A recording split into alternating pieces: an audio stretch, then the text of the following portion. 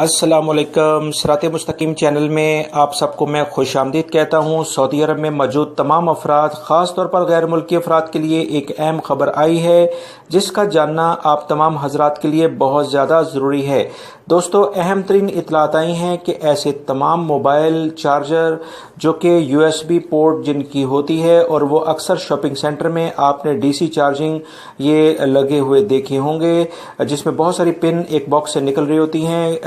اطلاعات یہ ہیں کہ یہ ریلائبل نہیں ہیں، ان سے موبائل چارجنگ کے دوران کچھ پرسنل ڈیٹا بھی آپ کا چوری ہو سکتا ہے، لہٰذا وہ تمام افراد جو کہ کسی بھی شاپنگ سینٹر میں جا کر اس طرح سے چارجنگ کرتے ہیں بہت احتیاط برتیں، کیونکہ کچھ ذرائع سے پتہ چلا ہے کہ یہ چارجر ریلائبل نہیں ہے۔ یہ کوئی بھی دوسرا